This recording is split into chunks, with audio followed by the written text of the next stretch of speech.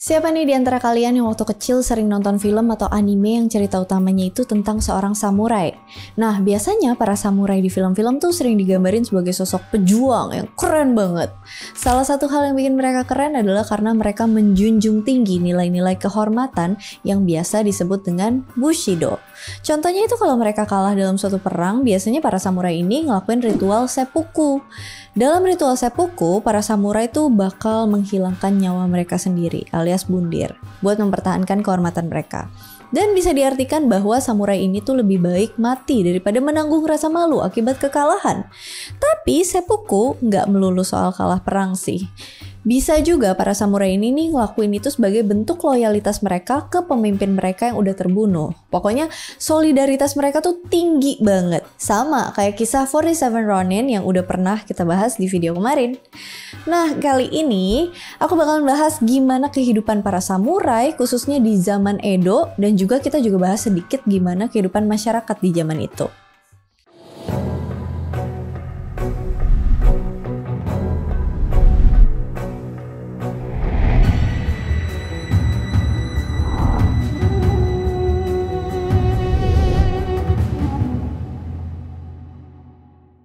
Sebelum bahas samurai dan shogun, kita bahas dulu dikit nih ya soal zaman Edo. Sejarah Jepang itu terbagi dalam beberapa periode, yang salah satunya itu adalah periode Edo yang dimulai tahun 1603 sampai 1867. Sebelum zaman Edo, Jepang pada waktu itu tuh sedang dilanda perang saudara yang dikenal dengan zaman Sengoku era, yang pernah aku bahas juga di video sebelumnya. Pada waktu itu para pemimpin daerah yang dikenal sebagai daimyo itu tuh saling berebut kekuasaan. Salah satunya Tokugawa Ieyasu yang merupakan daimyo dari provinsi Mikawa.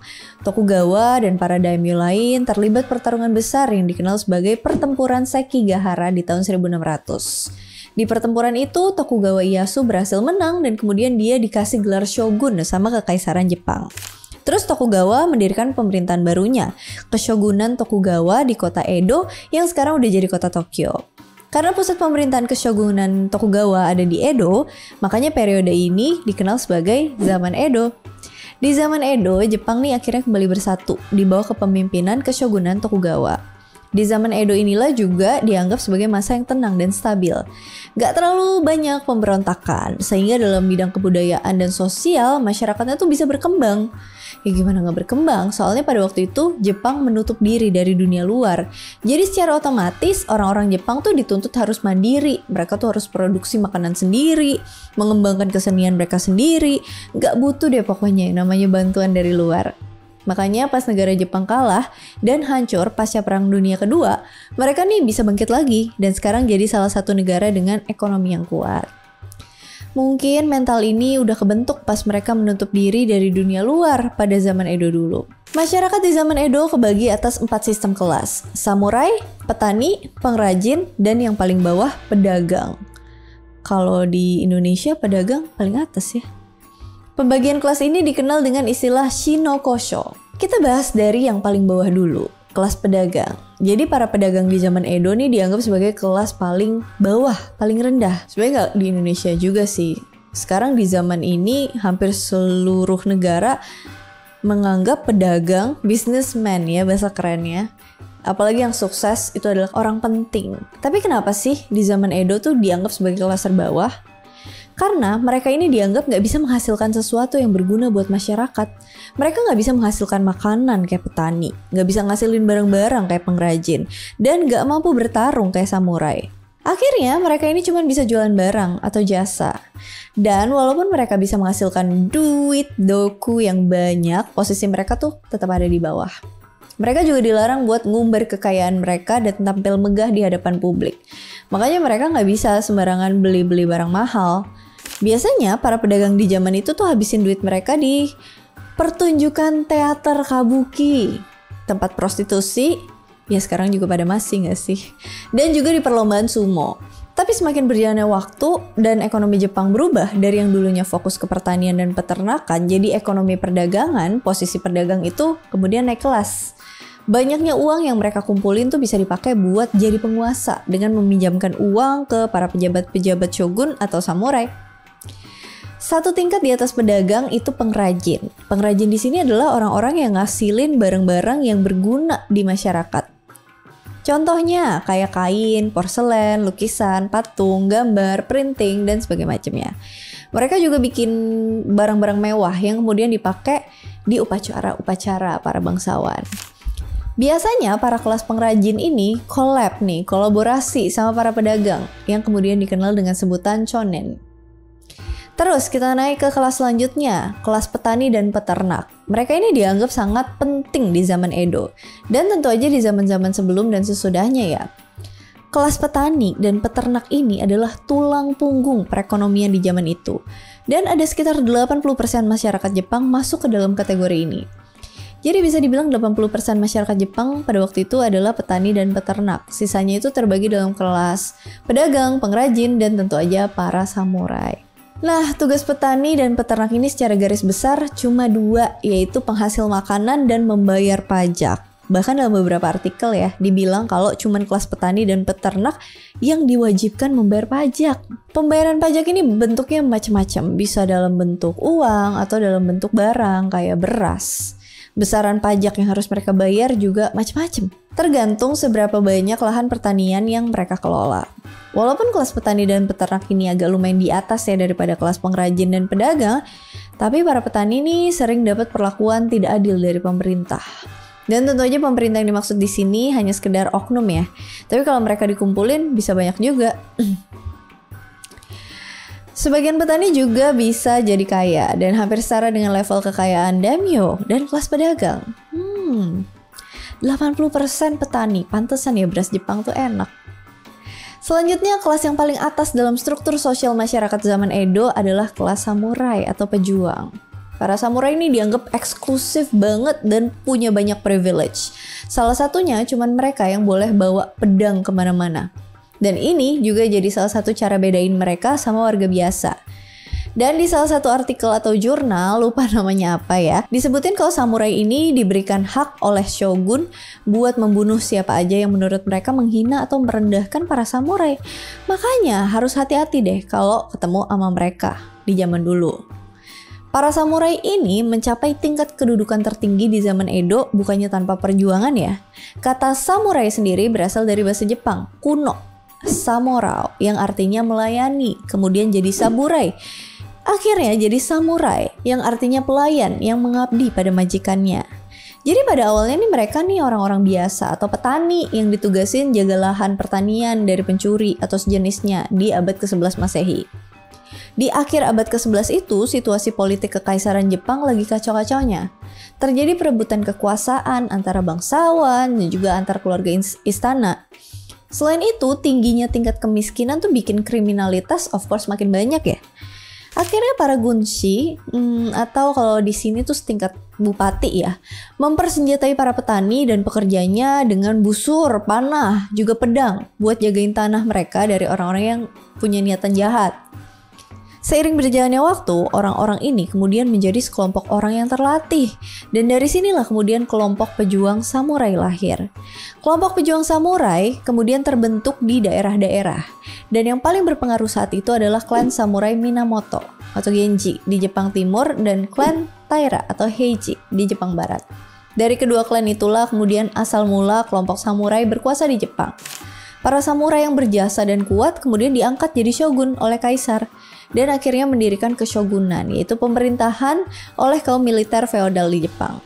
Kaum samurai berkuasa cukup lama nih di Jepang, mulai dari zaman Kamakura tahun 1192 sampai akhir zaman Edo tahun 1867.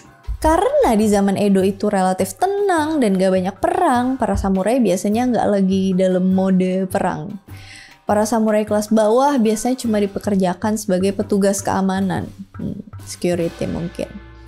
Lalu sebagian samurai ada juga yang diangkat menjadi pejabat administrasi sipil, yang mungkin kalau di sini PNS. Makanya kelas samurai ini jadi semacam masyarakat kelas terbaik. Banyak banget yang pengen jadi bagian dari keluarga samurai.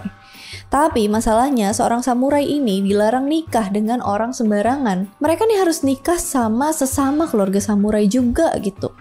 Tapi kadang ada juga sih samurai kelas bawah yang nikah sama keluarga yang berasal dari kelas sosial yang lain, kayak pedagang atau pengrajin. Bahkan sesama keluarga samurai pun nggak bisa asal langsung nikah. Soalnya di samurai pun terbagi lagi nih atas samurai kelas atas, menengah, dan juga samurai kelas bawah. Samurai kelas atas, Joshi, nggak diperbolehkan nikah dengan samurai kelas bawah, Kashi. Terus hidup sebagai samurai di zaman Edo nih, bisa dibilang nyaman dan tentram gitu. Para samurai nggak usah capek-capek pikirin besok mau makan apa, karena mereka selalu digaji sama daimyo atau pemerintah. Karena mereka udah dapat gaji, akhirnya mereka cuma fokus ngejalanin tugas dan gak boleh terlibat dalam kegiatan lain kayak jual beli dan semacamnya, yaitu udah kelas pedagang masuknya. Kegiatan sehari-hari samurai tentu aja bervariasi. Mereka tuh diharapkan ahli dalam bela diri dan bertarung, tapi juga harus pintar nulis, baca, mempelajari sastra-sastra Konghucu ya, Confucius. Kalau samurai kelas atas, biasanya dari kecil tuh udah diajarin berbagai macam tata cara upacara yang biasanya mereka lakuin kalau lagi menjamu orang penting. Kayak misalnya datang kaisar atau daimyo. Samurai di zaman Edo bukan lagi sebuah karir, tapi sebagai kelas strata masyarakat. Makanya bayi yang lahir di dalam keluarga samurai otomatis dianggap sebagai samurai. Jadi dari kecil mereka nih udah diajarin pakai panah, mengendarai kuda, dan memakai pedang katana. Kalau aku kecilnya sih nonton Doraemon. Kalau kalian ngapain pas kecil? Nah, tadi kan udah dijelasin ya kalau samurai itu terbagi dalam beberapa kelas. Buat samurai yang kelas bawah, mereka tuh biasanya dipekerjakan sebagai petugas keamanan. Samurai kelas menengah biasanya kerja dalam kota sebagai petugas administrasi sipil. Kalau kelas atas, biasanya bekerja dekat dengan kaisar atau shogun. Salah satu yang termasuk kategori samurai kelas atas itu daimyo. Jadi daimyo ini adalah kepala pemerintahan daerah yang diangkat sama shogun. Daimyo, seorang dari kelas samurai yang punya banyak tanah dan kekuasaan di daerah tertentu. Jadi mungkin bisa diibaratin kalau daimyo ini tuh semacam gubernur gitu. Ada beberapa daimyo yang terkenal dalam sejarah Jepang. Di antaranya Oda Nobunaga, Toyotomi Hideyoshi, dan yang terakhir adalah Tokugawa Ieyasu yang kemudian menjadi shogun dan memulai keshogunan Tokugawa atau yang dikenal juga sebagai zaman Edo. Saat Tokugawa Ieyasu jadi shogun, dia nih nggak serta-merta hancurin keluarga daimyo yang lain. Padahal kan bisa aja ya dia lakuin itu. Tapi Tokugawa tuh bagi kekuasaan di tanah Jepang ke beberapa daimyo. Kurang lebih 270 daimyo. Asalkan mereka semua tuh bersumpah buat patuh dan tunduk ke Tokugawa. Para daimyo ini kemudian terbagi dalam beberapa kelas. Yang pertama adalah Shimpan daimyo, yaitu daimyo dari keluarga Tokugawa sendiri, yang menguasai sekitar 30% tanah Jepang. Terus ada Fudai daimyo, yaitu daimyo yang udah kerja sama bareng dan setia sama keluarga Tokugawa sebelum perang Sekigahara. Mereka ini dikasih tanah buat dikuasai yang disebut Han, yang tersebar di lokasi strategis di Jepang, dekat ibu kota pemerintahan Edo. Yang ketiga ada Tozama daimyo, yaitu daimyo yang baru menyatakan dukungannya ke Tokugawa setelah dia menang dalam perang Sekigahara. Biasanya daimyo yang masuk kategori ini tuh daimyo yang dulunya berasal dari lawannya Tokugawa. Yang masuk ke dalam kategori Tozama daimyo ini tuh ya of course nggak terlalu dipercaya ya. Makanya mereka dikasih tanah yang luas yang terletak jauh dari pusat pemerintahan. Para daimyo di zaman Edo bisa nih jalanin pemerintahannya sendiri, tapi tetap setia pada shogun. Dan buat jaga-jaga dari kemungkinan adanya pemberontakan, maka keshogunan Tokugawa nyuruh para daimyo ini buat batasin jumlah pasukan mereka. Terus di tahun 1630-an, para daimyo di zaman Edo nih harus menghabiskan sebagian waktu mereka di pusat kota Edo. Keluarga para daimyo juga harus terus berada di Edo, sedangkan para daimyo ini bisa balik ke wilayah kekuasaan mereka setiap beberapa bulan. Jadi intinya tugas para daimyo nih mempertahankan wilayah kekuasaan yang udah dikasih sama shogun. Dan juga mereka tuh kudu harus ngumpulin pajak dari daerah kekuasaannya itu. Para daimyo nih biasanya dibantu sama para samurai. Terus dengan imbalan tertentu juga. Jadi semakin banyak duitnya daimyo nih, semakin banyak pasukan samurainya, dan semakin banyak wilayah kekuasaannya. Di atasnya daimyo, ada shogun yang merupakan kepala pemerintahan dalam sistem feodal Jepang. Shogun bisa diartikan sebagai panglima tertinggi dalam kekuasaan militer. Awalnya nih gelar shogun dikasih oleh kaisar Jepang ke komandan militer periode awal Heian pada abad ke-8. Bertahun-tahun kemudian, shogun ditunjuk secara khusus oleh kaisar Jepang buat menjalankan pemerintahan. Walaupun di atas shogun masih ada kaisar, tapi kenyataannya kekuasaan shogun tuh lebih powerful dan lebih luas dibandingkan dengan kaisar. Kaisar cuma jadi semacam simbol. Shogun menjalankan pemerintahan dibantu beberapa pejabat atau menteri-menteri. Secara singkat, tugas shogun sebagai kepala pemerintahan nih bagi-bagiin tanah kekuasaan ke para pengikutnya yang setia, yang kemudian dibalas dengan dukungan militer dari para pengikutnya. Shogun juga bertanggung jawab buat menetapkan peraturan-peraturan dalam pemerintahannya. Misalnya, kayak jumlah pajak suatu daerah, ada berapa. Dia juga berhak menentukan kebijakan politik Jepang. Salah satu kebijakan yang paling terkenal yang dilakukan oleh Shogun di zaman Edo adalah dikeluarkannya Edict Sakoku tahun 1635 oleh Shogun Tokugawa Iemitsu. Shogun ketiga dari keshogunan Tokugawa. Edict Sakoku nih kebijakan politik Jepang yang menutup diri dari pengaruh luar yang terjadi pada periode tahun 1633 dan 1639. Shogun Tokugawa Iemitsu melakukan hal itu karena takut akan adanya pengaruh dari luar yang bisa ngancam stabilitas kekuasaan keshogunan Tokugawa. Salah satunya ketakutan akan kedatangan bangsa asing dan penyebaran agama Kristen di Jepang. Selain itu, kehidupan sehari-hari shogun tuh cuma berkutat sama urusan-urusan administrasi dan kenegaraan. Nah, itu dia tadi penjelasan mengenai struktur-struktur keshogunan di Jepang dan juga strata sosialnya. Yang bingung ketika aku bahas Sengoku, apa sih shogun, apa sih daimyo, apa sih samurai, gimana sih kelas-kelasnya, kenapa mereka dihormatin, yang mana yang lebih tinggi? Sudah terjawab semua di sini. Sebenarnya ini cuman semacam pengantar gitu ya, sebelum kita masuk lebih luas ke topik-topik seperti pentolan-pentolan di Sengoku era atau di Jepang zaman dulu yang seru-seru, zaman Edo juga.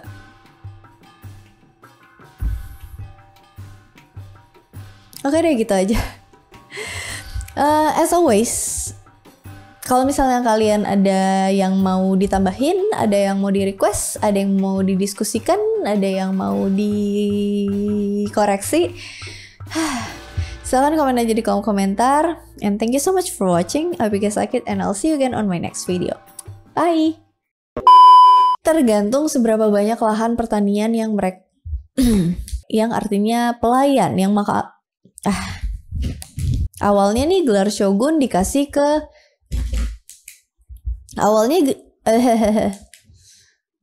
seret. Nah, itu dia kisah salah.